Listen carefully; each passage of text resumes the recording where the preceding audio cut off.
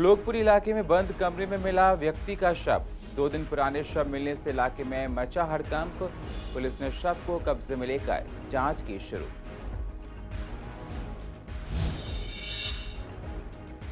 शाहदरा में कई महीने से टूटी पड़ी है सड़क। पानी की पाइपलाइन की वजह से तोड़ी गई थी सड़क। आए दिन होते रहते हादसे, फिर भी प्रशासन नहीं देता कोई ध्यान। आनंद विहार स्टेशन से नहीं चलेंगी अब ट्रेनें। आइसोलेशन कोच के लिए रिजर्व हुए प्लेटफॉर्म। दिल्ली में बढ़ रहे कोरोना के केसों को लेकर लिया गया फैसला। झील बाजार में डिवाइडर बनाने को लेकर हुआ टकराव। दुकानदार और स्थानीय निवासियों में विवाद। विधायक एस.के. बग्गा को सौंपा गया लेटर। विधायक ने मसले को आपस में सुलझाने की कही बात। और पूर्वी दिल्ली के दुकानदार कोरोना को लेकर हैं परेशान। दुकानदारों का कहना है बाजार में नहीं है ग्राहक, लोग कोरोना के डर से नहीं खोल रहे हैं दुकानें। नमस्कार, स्वागत है आप सभी का CCN में। मैं हूं आपके साथ सुनील चौहान। अब होते हैं रूबरू पूर्वी दिल्ली की अहम खबरों के साथ। दिल्ली में कोरोना को लेकर हालात दिनों दिन खराब होते जा रहे हैं, जिसको लेकर गृह मंत्री अमित शाह ने दिल्ली के CM अरविंद केजरीवाल के साथ मीटिंग की। केंद्र की तरफ से दिल्ली को कोरोना के इलाज के लिए रेलवे कोच दिए गए, जिससे कोरोना से अधिक जो केस दिल्ली में बढ़ रहे हैं उन हालातों पर चर्चा की गई और उनको कम करने के लिए बहुत सी बातें की गई हैं। हमने पूर्वी दिल्ली के डॉक्टर से बात की और जानने की कोशिश की क्या केंद्र की सहायता मिलने के बाद दिल्ली में कोरोना की रफ्तार रुक सकती है, क्या दिल्ली में कोरोना के बढ़ रहे मामलों पर रोक लग पाएगी, कुछ सुधार होगा। तो क्या कह रहे हैं डॉक्टर अनिल गोयल और डॉक्टर गौतम सिंह, आइए आपको सुनाते हैं। देखिए, दिल्ली सरकार जो है वो पूरी तरह से नाकामयाब हो चुकी है ये कोरोना महामारी को जो है वो रोकने में और कोरोना महामारी को मैनेज करने में। इतनी ज्यादा जो है वो बीमारी से दिक्कत नहीं है जितनी ज्यादा लोगों के मन में दहशत और टेंशन और फियर भर दिया गया है कि आपको बेड्स नहीं अवेलेबल हो रहे, प्राइवेट हॉस्पिटल जो है वो ज्यादा चार्ज कर रहे हैं। मैं अपने सरकार को ये कहना चाहता हूं कि आपके पास जो है वो करीब 6000 बेड अवेलेबल हैं दिल्ली के अंदर, सरकारी अस्पताल के अंदर। क्यों ना वो बेड ऐसे हों जिसमें लोग जाके और अपना इलाज कराना चाहें।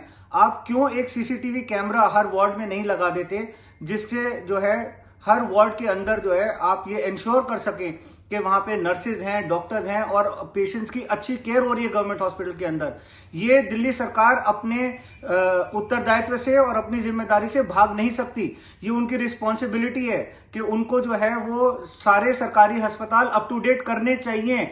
ये कहना कि हमारे अस्पताल के अंदर 40% बेड है मगर लोग प्राइवेट हॉस्पिटल्स को प्रेफर कर रहे हैं, ये दिल्ली सरकार की नाकामयाबी है। दिल्ली सरकार को इसके ऊपर जो है पूरा ध्यान देना चाहिए। जितनी मेहनत वो जो है छोटे छोटे अस्पतालों को कोरोना सेंटर बनाना चाहते हैं, इससे पूरे समाज में, पूरे दिल्ली में कोरोना महामारी बहुत ज्यादा एकाएक फैल जाएगी। एकाएक बहुत सारे डॉक्टर और बहुत सारे मेडिकल स्टाफ बीमार हो जाएंगे और आपके पास 15 दिन के बाद कुछ नहीं बचेगा, कोई हॉस्पिटल नहीं बचेगा, कोई डॉक्टर नहीं बचेगा जिसके पास आप जाके इलाज ले सके। तो ये जरूरी है कि दिल्ली सरकार इस समय पे जो उनके सेंटर्स हैं, जो उनके हॉस्पिटल्स हैं, करीब 55 हॉस्पिटल ऐसे हैं दिल्ली के अंदर जिनको जो है वो सरकार टोटल कोरोना हॉस्पिटल नियुक्त कर सकती है। आप नहीं चाहेंगे कि आपका इलाज ऑल इंडिया इंस्टीट्यूट में हो, क्यों ना हो। ऑल इंडिया इंस्टीट्यूट में क्यों जो है 100-200 बेड हो, क्यों ना उसके अंदर 1000 बेड हो जो पेशेंट का इलाज कर सके। क्यों GB पंथ के अंदर जो है वो सरकार पूरा कोरोना का इलाज नहीं कर रही, या दूसरे अस्पताल के अंदर जहां पे थोड़े से बेड दिए गए हैं। तो सरकार को ये बैंक्वेट हॉल और छोटे छोटे नर्सिंग होम्स को लेने की जगह सरकार को ये निश्चय करना चाहिए और ये डिसीजन लेना चाहिए कि वो ये सारे हॉस्पिटल जो हैं इनको फुल कोरोना सेंटर्स बनाए और इनके अंदर इलाज करे और इलाज बढ़िया होना चाहिए। आज की अखबार की हेडलाइन पढ़कर बड़ा एक सुखद अनुभव हुआ। 15.6 हज़ार टेस्ट प्रतिदिन और जो अगले हफ्ते 7,000 और बढ़ जाएंगे। 25,000 बेड अगले हफ्ते तक हो जाएंगे। 4,000 होटल बेड्स जो कि हॉस्पिटल से टाई अप होकर बढ़ रहे हैं। क्वारंटाइन सेंटर, चाहे वो बैंक्वेट हॉल्स हो, कम्युनिटी सेंटर्स हों या स्टेडियम्स हों, इनमें बन जाएंगे। रेलवे कोचेज़ में 8,000 बेड्स मिल जाएंगे। दिल्ली को बहुत वक्त से ये ज़रूरत थी। माननीय अमित शाह जी ने जो लीडरशिप दिखाई है और जो इसके लिए एक सुविधाएं दिल्ली के वासियों के लिए बढ़ाई गई हैं और जो एक टीम वर्क की मिसाल अब दिल्ली दे रही है, जिसमें अमित शाह जी के नेतृत्व में दिल्ली सरकार, एमसीडी, कम्युनिटी लीडर्स, एनजीओ सब मिलाकर जो भी सारी दिल्ली की समस्याएं थीं, चाहे वो टेस्ट थे, चाहे वो क्वारंटाइन सेंटर्स थे, चाहे वो बेड्स थे, या उसके घर घर जाकर उनका क्वारंटाइन सेंटर्स का देखभाल थी, या घर घर जाकर सर्वे करना था, या एनजीओज के साथ उनका कोऑर्डिनेशन था, वो दिल्ली की आज हेडलाइन है। इसे देखकर बहुत सुखद एहसास होता है और मुझे लगता है ये सब के बाद अब दिल्ली में सीरो सर्विलेंस या दिल्ली में ब्लड टेस्ट भी होने चाहिए कि हमको और एक्सटेंट ऑफ डिजीज पता चले। बॉलीवुड का होनहार और काबिल एक्टर सुशांत सिंह राजपूत अब हम सब लोगों को अलविदा कहकर इस दुनिया से चले गए हैं। आज वो पंचतत्व में विलीन हो गए, लेकिन उनके जाने से लोगों के मन में तमाम तरह के सवाल हैं। बताया जा रहा है कि सुशांत को पिछले कई महीनों से डिप्रेशन था, अवसाद, जिसका इलाज चल रहा था। क्या सुशांत का ये कदम डिप्रेशन की वजह से हो सकता है? एक युवा अभिनेता अगर डिप्रेशन में ये करता है तो लोगों के बीच में तमाम सवाल खड़े होते हैं। इसी को लेकर ज़्यादा बातचीत की हमने साइकियाट्रिस्ट डॉक्टर अभिनव मोंगा से। हाँ, ये एक दर्दनाक रियलिटी, एक हार्श रियलिटी दिखाता है कि डिप्रेशन या कोई भी मानसिक रोग भेदभाव नहीं करता। किसी भी इंसान को, कोई भी एज, कोई भी जेंडर, किसी भी तरीके के सोशो इकोनॉमिक स्टेटस से बिलोंग करते हुए इंसान को भी डिप्रेशन या मानसिक रोग हो सकते हैं। जैसे कि शारीरिक रोग है, वो भी भेदभाव नहीं करता है। शुगर अमीर से अमीर के लोग, डायबिटीज़ अमीर से अमीर बंदे को भी हो सकती है, गरीब बंदे को भी हो सकती है। ऐसे ही मानसिक रोग हैं जो बायोलॉजिकल हैं, जो अंदरूनी है। कुछ डिप्रेशन देखते हैं जो वातावरण में या परिस्थितियों के कारण होता है। कुछ डिप्रेशन तो जो एंडोजेनस होता है, जो अंदरूनी होता है, जो हमारे ब्रेन में केमिकल्स हैं, हार्मोन्स हैं, उनके आपसी तालमेल के बदलाव की वजह से होता है। तो चाहे इंसान की परिस्थितियाँ जितनी भी अच्छी हों, बट वो अंदरूनी खुश नहीं होता, तो उसको एंडोजेनस या डिप्रेशन कहते हैं। तो ज़रूरी नहीं है कि इंसान जो ऊंचाइयाँ छू रहा है, प्रोफेशनल लाइफ में सक्सेसफुल है, वो अंदर कैसे फील कर रहा है या अंदर उसके क्या थॉट्स चल रहे हैं। सेकेंड पॉइंट ये, हर इंसान की परिस्थितियाँ अलग हैं। आई थिंक तो सुशांत सिंह राजपूत जी की भी कुछ ऐसी रही होंगी जिसकी वजह से ऐसा उन्होंने कदम उठाया। ज़रूरी नहीं है डिप्रेशन में हर इंसान इस स्थिति में पहुंच जाता है कि वो सुसाइड कमिट करे। डिप्रेशन बहुत ही ट्रीटेबल इलनेस है। उनके साथ क्या रहा गया हम ऑब्वियसली नहीं बता सकते। ये डिस्कशन कर सकते हैं, चर्चा कर सकते हैं, बट उनके साथ जो हुआ वो उन्हीं को ही पता था या उनके परिवार के जनों को पता होगा। बट ये ज़रूरी है कि डिप्रेशन एक बहुत ही ट्रीटेबल इलनेस है, बहुत ही एक ऐसी बीमारी है जिसका इलाज अच्छे तरीके से हो रहा है आज की तारीख पे। और अगर हम ये भी देखते हैं, जो इंसान सुसाइड वाले आइडिएशन या सुसाइड सोच रखता है, वो कहीं ना कहीं अपने घर वालों से 70 या 80% लोग अपने घर वालों से ये शेयर करते हैं। तो आई थिंक हमें इन सब चीज़ से एक चीज़ ये सीखना ज़रूरी है कि अगर आपके घर वाले कुछ ऐसी बातें करते हैं, आपके दोस्त या आपके परिजन, तो उसको हल्के में या मजाक में ना लें। उनके लिए हेल्प के लिए एक साधन ढूंढें, या साइकियाट्रिस्ट या साइकोलॉजिस्ट, किसी भी मानसिक चिकित्सक के पास ज़रूर जाएं, या कोई अपने लोकल डॉक्टर से ज़रूर कंसल्ट करें, या उनको अपनी तरफ पे अपनी लेवल से काउंसलिंग करने के लिए अपनी तरफ से सोशल सपोर्ट बनाने की ज़रूर एक इच्छा रखें। ऐसा देखा जाता है और ये विज्ञान कहता है कि 90% लोग जो सुसाइड करते हैं वो किसी ना किसी मानसिक रोग की पकड़ में होते हैं, उससे तकलीफ या परेशान होते हैं, तभी वो ऐसा बड़ा कदम उठाते हैं। सो ऑब्वियसली वो किस परिस्थिति से गुजर रहे थे, क्या मानसिकता थी उनकी उस वक्त जब उन्होंने ऐसा किया, कहना बड़ा मुश्किल है। लाइफ के कुछ इवेंट्स हो सकते हैं, ट्रिगर हो सकता है कि कुछ ऐसा हो गया कि एकदम से। कई बार दवाइयाँ इंसान किस तरीके से लेता है उस पर भी होता है। जैसे हम कहते हैं कंप्लायंस, डॉक्टर ने दवाई लिखी, उसको किस तरीके से रेगुलरली ली, उस पर कितना रिस्पॉन्स आया। तो बड़े सारे फैक्टर्स कि डिप्रेशन भी किसी भी उम्र में आ सकता है, किसी भी इंसान को आ सकता है, किसी भी तरीके से आपको अपने मतलब वो बीमारी एक ऐसी है जो एक बायोलॉजिकल है, जो कभी भी किसी को भी परेशान कर सकती है। बचने के बहुत तरीके हैं, बट अगर आपको लगता है कि आपको कोई नेगेटिव थॉट्स आ रही हैं या वो आपके ऊपर वो हावी हो रही हैं और आपका रोज़ का काम संभव नहीं हो पा रहा उस सोच और उस नकारात्मक विचार की वजह से, प्लीज़ अपने साइकियाट्रिस्ट के पास जाएं या साइकोलॉजिस्ट के पास जाएं, काउंसलिंग लें, थेरेपी लें, मेडिसिन का फ़ायदा उठाएं, बट हेल्प ज़रूर लें। आई थिंक हेल्प लेना बहुत ज़रूरी है, जो हमारे देश में अभी भी वो इतना एक्सेप्ट नहीं हो पा रहा है समय के साथ। शुक्रिया डॉक्टर साहब पूरी बातचीत के लिए। तो यहाँ पर बात कर रहे थे इतने बड़े फिल्म स्टार जो बहुत जल्दी ऊंचाइयों तक पहुँचे, यानी कि सुशांत राजपूत के बारे में।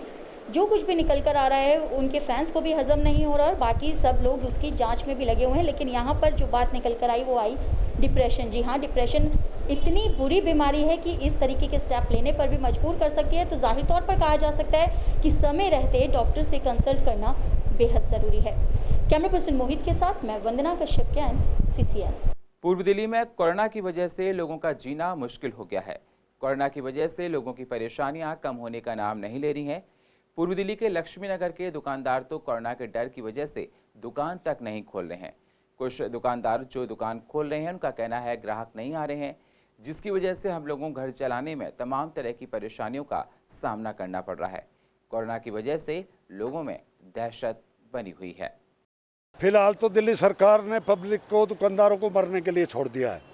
ठीक है जी, जब दिल्ली में 500 केस थे, जब तो ये लॉकडाउन कर रहे थे, आज 5 लाख होने जा रहे हैं, आज कोई नहीं देख रहा है। दिल्ली में बाज़ारों में बाज़ार खोलो, हम भी चाहते हैं खोलो, पर एक तो पुलिस व्यवस्था रहे, प्रशासन की सख्ती रहे, रोड पे कब्जा ना हो, रेड़ियाँ पटरियाँ ये ना लगे। इस बाज़ार में ये आतंक है आज सारा दिन। आप शाम के टाइम आइए, तो सोमवार है, छुट्टी का दिन है, आप खुले टाइम में आके कवर करिए, आप यहाँ ज़िंदगी में निकलोगे नहीं यहाँ से। हर 10, 20, 30 दुकानदार कोरोना के पेशेंट पड़े, हर गली में कोरोना पेशेंट पड़ा, कोई सुनने वाला ही नहीं है। हर किसी को कह रहे कोई नहीं सुन रहा, यहाँ दवाई तक नहीं छिड़की जा रही। और बताइए इससे ज़्यादा क्या होगा? क्या यहाँ पर प्रशासन की लापरवाही देखी जा रही है? बिल्कुल, प्रशासन नाम की चीज़ तो यहाँ है ही नहीं, बिल्कुल नहीं है प्रशासन नाम की चीज़। जिस मर्जी को बोल लो, कोई नहीं सुन रहा। देखो, अभी ग्राहक तो ना के बराबर ही आ रहा है, पर मार्केट खुलने का फ़ायदा जब ये कि कुछ दुकानदार भाइयों ने बाहर सड़क को घेर रखा है, तो सरकारी डिपार्टमेंट इन सड़क को खाली करवा के, थोड़ा सा खाली करवाए तो ज़्यादा अच्छा स्थिति रहेगी। नहीं, खतरा सभी को ही है।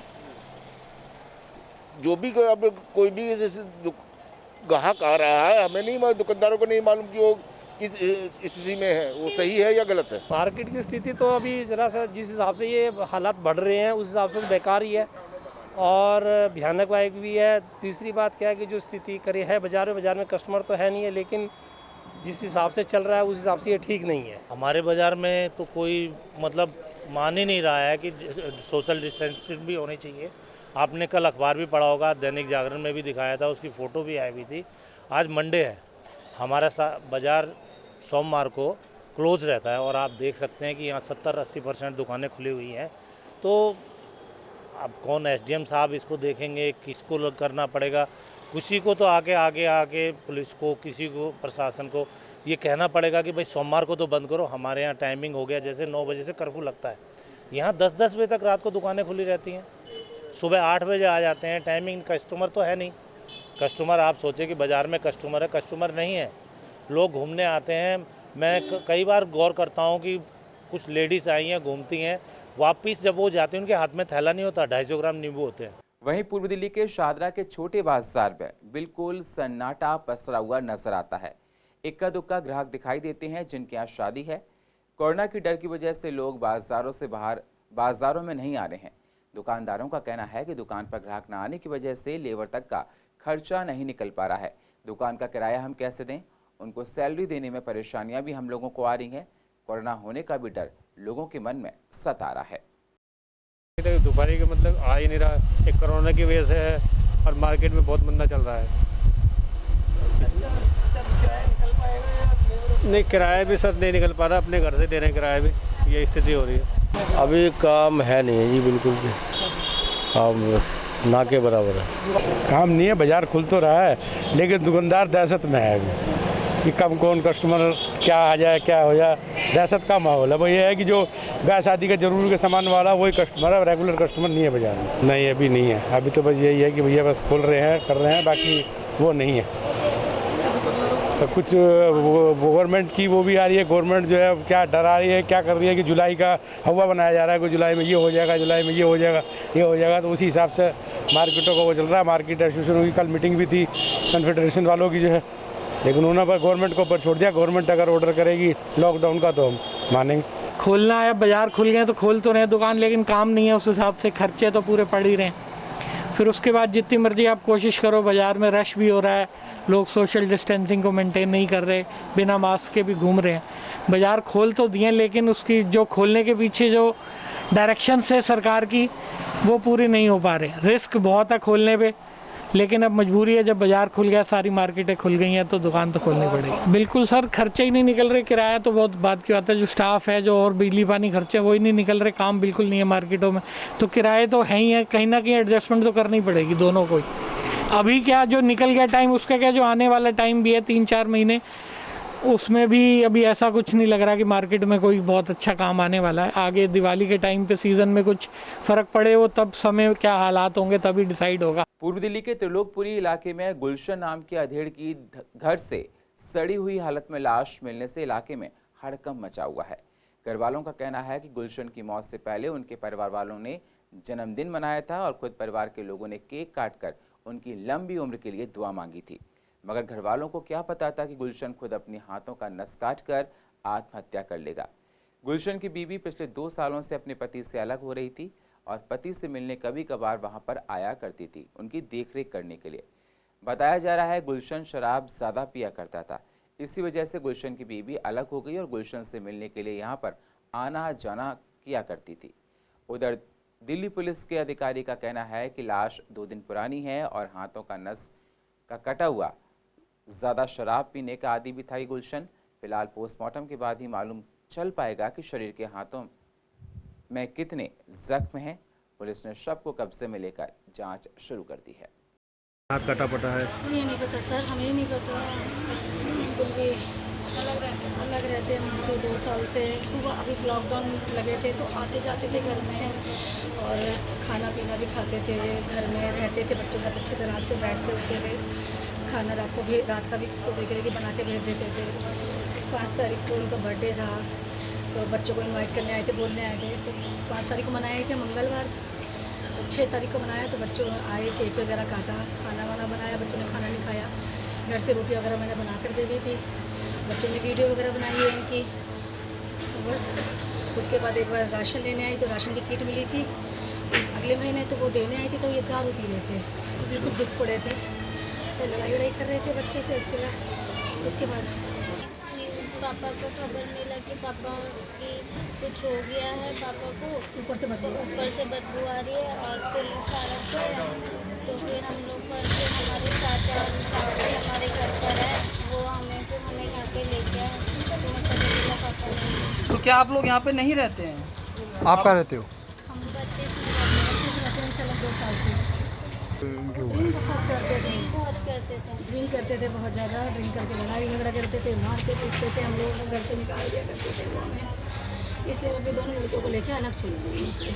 बहुत टाइम से सह रही थी, 24 साल से यही सहा ज़्यादा। बच्चे जवान हो गए थे, दोनों बच्चे जॉब करते थे मेरे, और उन्होंने सब कुछ बर्बाद कर दिया। ये क्या काम करते थे? ये ड्राइवरी करते थे पहले। उसके बाद अभी जब हम लोग अलग हो गए तो कहते सुना था कि ये कहीं जॉब कर रहे, किसी होटल की नौकरी कर रहे, मतलब अभी एम्बुलेंस चला रहे थे। कौन से अपोलो में, उससे पहले कौन सा होटल, लीला होटल था, उसके साथ में पैलेस होटल है। देश की राजधानी दिल्ली में कोरोना वायरस के मरीजों की संख्या ने रफ्तार पकड़ ली है। दिल्ली में अब हर रोज़ 2000 से ज़्यादा कोरोना संक्रमितों की पुष्टि हो रही है। दिल्ली में कोरोना के कुल मामले 41,182 तक पहुंच गए हैं।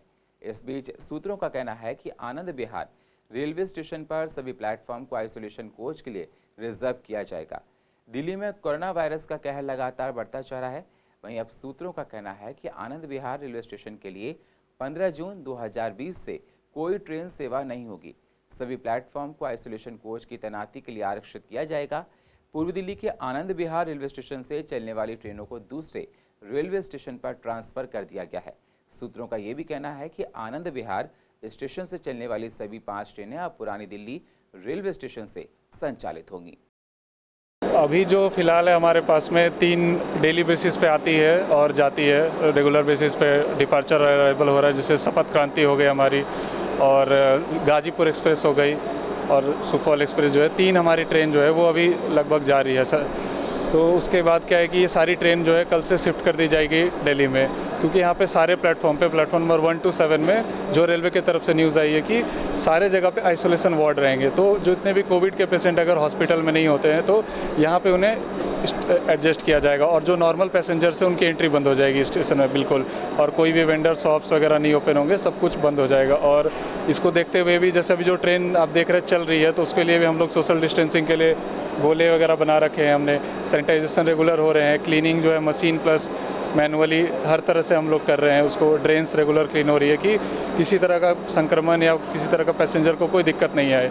और जो भी पैसेंजर्स एंट्री करते हैं उनको भी वेटिंग एरिया दिया गया है, और जैसे ट्रेन लगती है उससे 2 घंटे पहले एंट्री किया जाता है, वो भी थर्मल चेकिंग के साथ। आइसोलेशन वार्ड के लिए क्या क्या जो तैयारियां वो शुरू हो चुकी हैं? तैयारियों में जैसे है कि सारे जितने भी इलेक्ट्रिक पॉइंट्स है, वाटर बूथ्स है, सब चीज़ के लिए जो है रेलवे स्टाफ यहाँ पर तैनात हो चुके हैं, वो अपना रेगुलर चेकअप में चलने लगे हैं। और कल भी जैसे टेस्टिंग हो रही थी, ट्रेन्स को यहाँ पर लगाने के लिए तैयारी की है, किस तरह से लगाया जाएगा, क्या प्रक्रिया रहेगी कि वो जो भी पेशेंट्स होंगे वो किस तरह आएंगे और सब लोग सेफ्टी जोन में काम करें, जो भी यहाँ पे स्टाफ है उनको कोई प्रॉब्लम नहीं होनी चाहिए। तो वो सब कुछ देखा जा रहा है, और जितने भी डिफरेंट डिपार्टमेंट्स है, रेलवेज़ के हो चाहे प्राइवेट हो, सब लोग लगे पड़े इसी काम पे कि इसको कल तक में मेंटेन कर देना स्टेशन को, और बिल्कुल रेडी कर देना है कि आइसोलेशन वार्ड में तब्दील कर देना है। पूर्वी दिल्ली के झील बाजार में डिवाइडर बनने को लेकर टकराव हुआ है। डिवाइडर बनाने को लेकर स्थानीय निवासियों और दुकानदारों के बीच में विवाद हुआ था। विवाद की वजह से काम को रोक दिया गया था। आपको बता दें, इस विवाद को लेकर भारी संख्या में पहुंचकर लोगों ने विधायक एस.के. बग्गा के ऑफिस के बाहर जाकर हंगामा किया। दोनों पक्षों को विधायक ने निष्कर्ष निकालने के लिए कहा है, जिसका रुका हुआ कार्य फिर से शुरू किया जा सके। आपको बता दें, लोगों ने विधायक को लेटर भी सौंपा है। ये 45 फुट का रोड है। इन दुकानदारों ने सबसे पहले तो अपने यहाँ पे 2 फुट का थड़ा बना रखा है, 2 फुट की इन्होंने सीढ़ियाँ बना रखी हैं, 4 फुट तो इन्होंने ऐसे ही कवर कर लिया, आप देख सकते हैं, देख लिए। उसके बाद इनको अपनी गाड़ी चाहिए, दोनों साइड से ये लोग 20 फुट कवर कर लेते हैं। 25 फुट जो रोड बसती है उस पर क्या गाड़ी चलेगी? डिवाइडर बनाने की तरफ उन्हें एतराज़ है, जो यहाँ के स्थानीय दुकानदार हैं, जो उनके पास कोई काम नहीं है गाड़ियों से लेना देना, जैसे परचून वाला है, केमिस्ट वाला है, इलेक्ट्रिकल स्टोर वाला है, इनको कोई एतराज़ नहीं है कि यहाँ डिवाइडर बने या ना बने। एतराज़ सिर्फ जो ऑटो डील का काम करते हैं, और सरकार इन्हें कहीं परमिशन नहीं देती कि आटो बेच सकें, क्योंकि नई गाड़ी पे लॉक होता है कि 5 साल वो गाड़ी नहीं बिक सकती है। लेकिन आप यहाँ देखेंगे जो गाड़ी DL1 RZ में खड़ी है, जिसको मात्र रजिस्टर्ड हुए 6 महीने हुए हैं, वो भी इनके काउंटर पर खड़ी होती है बिकने के लिए, क्योंकि ये ब्लैक में गाड़ियाँ बेचते हैं। इनको यही चाहिए कि हम अपनी गाड़ियाँ बेचते रहें। ये डिवाइडर पास है, एस.के. बग्गा जी ने किया था, यहाँ के MLA हैं, ठीक है। वर्क ऑर्डर की कॉपी सब कुछ हमारे पास डॉक्यूमेंट्स हैं, बग्गा जी की नॉलेज में भी है पूरा मामला। लेकिन ये कुछ जो शॉपकीपर्स हैं यहाँ पे, जिनका auto finance, auto repairing, Bagga ji के पास हम अर्ली मॉर्निंग गए थे, बग्गा जी ने ही ऑर्डर इनोग्रेट किया था डिवाइडर का, ठीक है। कुछ शॉपकीपर्स ने बग्गा जी को दबाव में लेके उन पर प्रेशर बनाया कि हमारे ये हो जाएगा, हमारा वो हो जाएगा। ये वही दुकानदार हैं जो पूरी टोटल रोड घेर के रखते हैं, ठीक है। और बग्गा जी ने मैं आश्वस्त किया था कि नहीं ऐसा नहीं होगा, उनकी नहीं चलेगी। बग्गा जी ने बोला है ये नहीं, डिवाइडर से परेशानी किसी को नहीं है। डिवाइडर तो इंक्रोचमेंट को रिमूव करने के लिए बनाया जाता है। पूरी दिल्ली में डिवाइडर बने हुए हैं, तो इस रोड पे क्या दिक्कत है? यहाँ के रेजिडेंट्स ये चाहते हैं कि एक अच्छी हाइट पे डिवाइडर बने और पूरा डिवाइडर बने, ताकि यहाँ से इंक्रोचमेंट रिमूव हो, और दुकानदारों की जो मनमानी है, जो ये लोग इंक्रोचमेंट करते हैं, इसको यहाँ से हटाया जाए। उसका टेंडर भी हो गया, अवार्ड भी हो गया, लेकिन अब ये काम शुरू होने पर कुछ लोग वहाँ के जो RW के लोग हैं, दुकानदार हैं, वो कल एक लेटर दे के गए मेरे को, यहाँ डिवाइडर नहीं बनना चाहिए। तो आज दूसरी पार्टी लोग भी आए थे मेरे पास, मैंने सजेस्ट किया उनको कि आप दोनों मिलकर सलाह कर लीजिएगा, जैसे आप अच्छी समझें, जो आपकी सलाह होगी मेरे को बता देना, उस हिसाब से हम चलेंगे। मैं कोई झगड़ा नहीं चाहता किसी के साथ, ना मैं चाहता हूँ झगड़ा हो, शांतिपूर्ण काम हो। पब्लिक का ये पैसा है, पब्लिक के काम आना है। ये जैसे आपस में डिसाइड करेंगे उस हिसाब से आगे चलेंगे। पूर्वी दिल्ली के शाहदरा की GT रोड पर बने गड्ढों से बड़े हादसे होने का डर लोगों के मन में सता रहा है। शाहदरा विकास मॉल के सामने की रोड टूटी होने से आए दिन हादसे होते रहते हैं। लॉकडाउन से पहले ये सड़क खोदी गई थी, लेकिन अभी तक इसका काम नहीं हो पाया है। सड़क खुदी होने से नीचे पड़ी पाइपलाइन टूट गई है और गड्ढे में पानी भर गया है। बैरिकेड्स लगाकर गड्ढे को कवर कर दिया गया है, जिससे कोई वहां पर ना जाए और हादसे ना हो। लोगों का कहना है, हम लोग कई बार प्रशासन से शिकायत कर चुके हैं, प्रशासन की तरफ से कोई कदम नहीं उठाया जा रहा है।